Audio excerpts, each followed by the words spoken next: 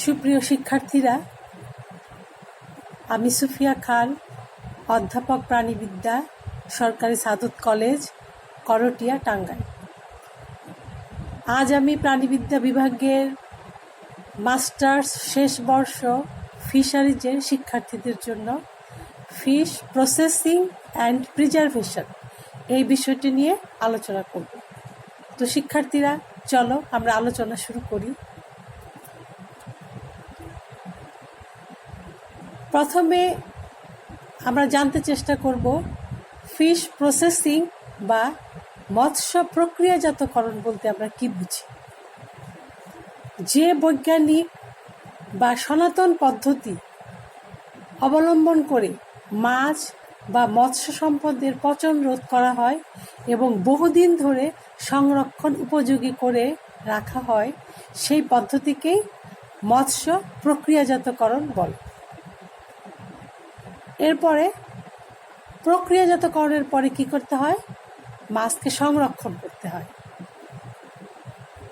Fish preservation, যে পদ্ধতিতে মাছ বা মৎস্য সম্পদের বিভিন্ন ভৌত বা রাসায়নিক পরিবর্তন ঘটিয়ে পচন নিবারণ করে দীর্ঘদিন ব্যবহার উপযোগী করে রাখা হয়, সেই পদ্ধতিকেই মৎস্য সংরক্ষণ বলে। ফিশ প্রিজার্ভেশন ব্যাপারটিকে প্রাথমিক ও মাধ্যমিক সংরক্ষণে ভাগ করা যেতে পারে। এক্ষেত্রে মাছ ধরার পর বরফজাতকরণ ও আড়তে সংরক্ষণ করা, এটাকেই বলা হচ্ছে প্রাথমিক সংরক্ষণ। এরপর এই মাছকে বাণিজ্যিকভাবে প্রক্রিয়াজাত করে সংরক্ষণ করার পদ্ধতিকে বলা হয় মাধ্যমিক সংরক্ষণ। তো ফিশ প্রসেসিং অ্যান্ড প্রিজার্ভেশনে আমরা মাছ কিভাবে প্রক্রিয়াজাত করতে পারি তার উল্লেখযোগ্য কিছু পদ্ধতি। 1 নম্বর হলো তাপমাত্রা নিয়ন্ত্রণ। অর্থাৎ মাছকে যদি আমরা একদম বরফে রেখে একদম ঠান্ডা করতে পারি, তাপমাত্রাকে 0 ডিগ্রি সেলসিয়াসে নামিয়ে আনতে পারি, তাহলে এইভাবে মাছকে সংরক্ষণ করতে পারি। আরেকটা হলো কন্ট্রোল অফ ওয়াটার অ্যাক্টিভিটি বা পানির কার্যকারিতা নিয়ন্ত্রণ। এক্ষেত্রে মাছকে স্মোকিং, ড্রাইং এইসব পদ্ধতি ব্যবহার করে পানি বের করে দেওয়া যায়। ফিজিওলজিক্যাল বা শারীরবৃত্তীয় নিয়ন্ত্রণ। তারপর আছে কেমিক্যাল কন্ট্রোল বা রাসায়নিক নিয়ন্ত্রণ। রাসায়নিক নিয়ন্ত্রণ বলতে বোঝায় যে বিভিন্ন রাসায়নিক দ্রব্য প্রয়োগ করে মাছকে সংরক্ষণ করা। আরেকটা হলো অক্সিজেন ডিপ্রাইভেশন বা অক্সিজেনের অবনতি। এক্ষেত্রে মাছকে ভ্যাকুয়াম পদ্ধতির মাধ্যমে, অর্থাৎ কৌটাজাতকরণের সময় কৌটা থেকে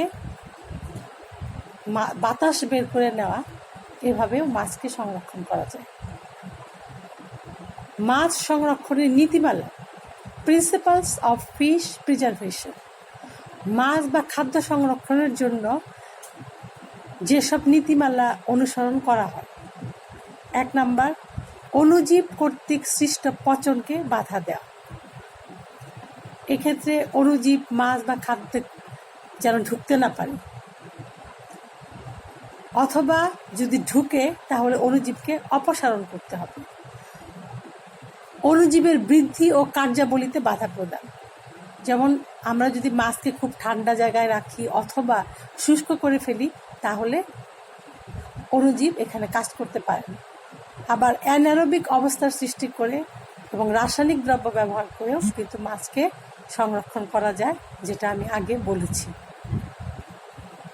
মাছের স্বপচন বন্ধকরণ, ড্রেসিংয়ের মাধ্যমে পরিপাকীয় এনজাইম অপসারণ করা।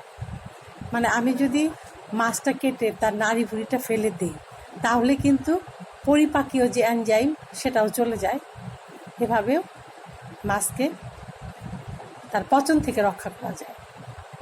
রাসায়নিক বিক্রিয়াকে বাধা দেয়া বা বিলম্বিত করার মাধ্যমে মাছের পচন বন্ধ করা যায়। মাছের এনজাইমকে ধ্বংস বা সম্পূর্ণভাবে নিষ্ক্রিয় করার মাধ্যমে করা যায়। পোকামাকড় ও অন্যান্য প্রাণী বা যান্ত্রিকীকরণের ফলে মাছের স্বাদ বিনষ্ট হওয়া থেকে মাছকে রক্ষার মাধ্যমেও মাছের পচন বন্ধ করা যায়। বাংলাদেশে দেখো নিচে 6টা পদ্ধতির কথা বলা হয়েছে। এই 6টা পদ্ধতির মাধ্যমে মাছকে প্রসেস বা প্রক্রিয়াজাতকরণ করা যায়। 1 নাম্বার বরফজাতকরণ বা আইসিং, 2 নাম্বার ধূমায়িতকরণ বা স্মোকিং, 3 নাম্বার ক্যানিং বা কৌটাজাতকরণ, পিকলিং, এটা অনেকটা আচারের মতো, এখানে অ্যাসিটিক অ্যাসিড ব্যবহার করা হয়, শুটকিকরণ বা ড্রাইং, যেটা সবচেয়ে কমন যে পদ্ধতি সেটা হলো মাছকে রোদে দিয়ে শুটকি করা। আর 6 নাম্বার হলো লবণজাত করা বা সল্টিং। এখানে দেখো 2টো ছবি আছে যে আইসিং অফ ফিশ, বরফের মাধ্যমে মাছকে কিভাবে প্রিজার্ভ করা হচ্ছে। মাছ সংরক্ষণে বরফজাতকরণ পদ্ধতি, icing methods in fish preservation. বরফ দিয়ে মাছের তাপমাত্রা 0 ডিগ্রি সেলসিয়াসে এনে মাছকে কয়েকদিনের জন্য সংরক্ষণ করার পদ্ধতিকেই বরফজাতকরণ বলে। এটি একটি স্বল্পকালীন পদ্ধতি। এর ফলে ব্যাকটেরিয়া ও অন্যান্য জীবাণুর আক্রমণ বাধাগ্রস্ত ও বিলম্বিত হয়। প্রথমে মাছ পানিতে ধুয়ে নিতে হয়। এক্ষেত্রে মাছের নাড়ি ভুঁড়ি এবং আইস বের করতে হয় না। মাছ বরফজাতকরণ করতে 4 ভাগ মাছ ও 1 ভাগ বরফ মিশিয়ে টুকরিতে বা কোনো ঝুড়িতে সাজানো হয়। এই পদ্ধতিতে 3 থেকে 5 দিন মাছ সংরক্ষণ করা যায়। তারপরে দেখো বরফের সাথে রাসায়নিক দ্রব্যের মিশ্রণ। কিছু কিছু ব্যাকটেরিয়া আছে যারা 0 ডিগ্রি সেলসিয়াস তাপমাত্রায়ও কার্যকর থাকে। এক্ষেত্রে বরফের সাথে রাসায়নিক দ্রব্য ব্যবহার করে সুফল পাওয়া যায়। বরফ পানির সাথে সোডিয়াম হাইপোক্লোরাইড 0.05 থেকে 0.1% হারে মিশিয়ে বরফ তৈরি করলে সুফল পাওয়া যায়। তাছাড়া ক্লোরোমাইসিন, অরিওমাইসিন প্রভৃতি অ্যান্টিবায়োটিক দিয়েও কিন্তু মাছ সংরক্ষণ করা যায়। কোল্ড স্টোরেজে মাছ সংরক্ষণ। মাছকে বরফজাত করার পর কোল্ড স্টোরেজে সংরক্ষণ করলে অনেক দিন পর্যন্ত সংরক্ষণ করা যায়। কোল্ড স্টোরেজের তাপমাত্রা 0 ডিগ্রি সেলসিয়াসে রাখা হয়। বরফ আমরা যেটা ব্যবহার করব মাছকে সংরক্ষণ করার জন্য, সেটার গুণগত মান কিভাবে বাড়ানো যেতে পারে। বরফ তৈরিতে সবসময় দূষণমুক্ত পানি ব্যবহার করতে হবে। পানিতে 3 ভাগ খাবার লবণ মিশিয়ে বরফ তৈরি করতে হবে। বিভিন্ন রাসায়নিক পদার্থ যেমন sodium benzoate, sodium nitrate, benzoic acid, carbon dioxide, hydrogen peroxide ইত্যাদি বরফের সাথে মিশিয়ে বরফের সংরক্ষণ ক্ষমতা বাড়ানো যেতে পারে। বরফের সাথে ক্লোরোটেট্রাসাইক্লিন ও অক্সিটেট্রাসাইক্লিন ব্যবহার করা হয়। কার্বন ডাইঅক্সাইড দ্বারা শুষ্ক বরফ ব্যবহার করেও মাছ সংরক্ষণের সময় বাড়ানো যায়। শুষ্ক বরফের তাপমাত্রা সাধারণ বরফের তাপমাত্রা থেকে অনেক কম। বরফজাতকরণের সুবিধা সব মৌসুমে পাওয়া যায়, অপেক্ষাকৃত সহজলভ্য, ছোট বড় সব ধরনের মাছ সংরক্ষণ করা যায়। বরফ পাওয়া তুলনামূলকভাবে সহজ। বরফজাতকরণের অসুবিধা, বিশুদ্ধ পানি দিয়ে যদি বরফ তৈরি করা না হয়, বরফের টুকরাগুলো যদি বড় এবং বিভিন্ন সাইজের হয় এবং মাছের পরিমাণ যদি বেশি হয়, বরফের তুলনায় আমরা জানি যে 3 ভাগ মাছ এবং 1 ভাগ বরফ দিয়ে মাছকে সংরক্ষণ করতে হয়। সেক্ষেত্রে যদি মাছ বেশি হয়ে যায়, বরফ কম হয়ে যায়, আবার বরফের টুকরা বড় হওয়ার কারণে মাছের গায়ে আঘাত লেগে যদি কোনো ক্ষত সৃষ্টি হয়, যাতে পরবর্তী সময়ে জীবাণুর আক্রমণ, এটা বরফজাতকরণের একটা অসুবিধা। বরফ এবং মাছের অনুপাত আমি একটু আগেই বলছি সঠিক না থাকা, এটাও একটা অসুবিধা। সংরক্ষণের পাত্র ও যন্ত্রপাতি সঠিকভাবে জীবাণুমুক্ত না করা। সংরক্ষণের পাত্রকে সঠিকভাবে জীবাণুমুক্ত করতে হবে। সমস্যা সমাধানের উপায়: মাছ ধরার এলাকায় বরফকল স্থাপন করতে হবে। একই প্রজাতির এবং একই আকৃতির মাছ একসাথে সংরক্ষণ করতে হবে।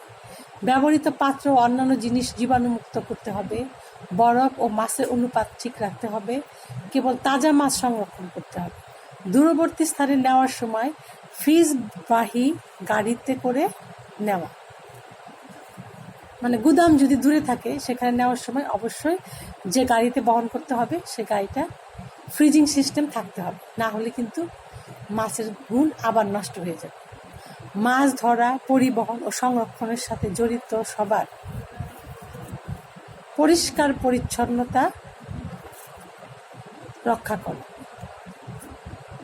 এখানে দেখো স্মোকিং বা ধূমায়িতকরণের একটা ছবি দেখা যাচ্ছে, যে মাছকে কিভাবে ঝুলাইয়া তার মধ্যে গেঁথে ঝুলিয়ে দেওয়া হয়েছে এবং নিচ থেকে ধোয়া দেওয়া হচ্ছে।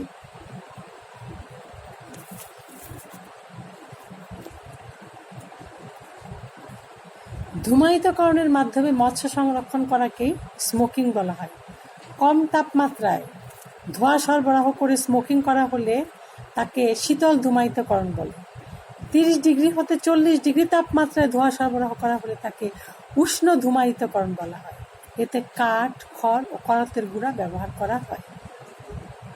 এরপরের ছবিটা দেখো, এটাকে বলা হচ্ছে ক্যানিং বা কৌটাজাতকরণ। মাছকে কৌটার মধ্যে সংরক্ষণ করা। ক্যানিং হলো প্যাকেজিং করার এমন একটি পদ্ধতি যে পদ্ধতিতে পচনশীল খাদ্যদ্রব্যকে সম্পূর্ণ বায়ুশূন্য পাত্রে আবদ্ধ করা হয় এবং উচ্চ তাপমাত্রা প্রয়োগের মাধ্যমে জীবাণুমুক্ত করা হয়। এভাবে সকল ব্যাকটেরিয়া মারা যায় ও পচন রোধ হয়। এটি দীর্ঘ সময়ের সংরক্ষণ পদ্ধতি। ক্যানিংয়ের মাধ্যমে মাছকে 10 থেকে 20 বছর ভালো রাখা যায়। ক্যানিংয়ের উদ্দেশ্য কি? ক্যানিংয়ের উদ্দেশ্য হলো এনজাইম ও ব্যাকটেরিয়ার কার্যকারিতা বন্ধ করা। ক্যানিং সবচেয়ে উন্নত পদ্ধতি। এখানে জারণ ক্রিয়া বন্ধ করার জন্য বায়ুশূন্য অবস্থার সৃষ্টি করা হয়। ক্যান 3 প্রকার: কাচের ক্যান, টিনের ক্যান এবং অ্যালুমিনিয়ামের ক্যান। এর মধ্যে টিনের ক্যান সবচাইতে উপযোগী। এরপরের ছবিটা দেখো, এখানে বলা হচ্ছে এটা পিকলিং, মানে মাছকে সিরকা বা টক জাতীয় কোনো জিনিস দিয়ে দীর্ঘদিন সংরক্ষণ করা, আর একটা আচারের মতো। পিকলিং এই প্রক্রিয়ায় মাছকে টক, সিরকা দ্রবণে সংরক্ষণ করা হয়। এতে ব্যাকটেরিয়ার কার্যকলাপ নষ্ট হয়ে যায়। তো শিক্ষার্থীরা, আজকে এই পর্যন্তই। বাকি সংরক্ষণ পদ্ধতিগুলি আমরা আগামী ক্লাসে আলোচনা করব এবং সেই সময় তোমাদেরকে কিছু প্রশ্ন দিব। সেই প্রশ্নগুলি আশা করি তোমরা সলভ করবে। তো তোমাদের অনেক ধন্যবাদ। তোমরা ভালো থাকো এবং সুস্থ থাকো।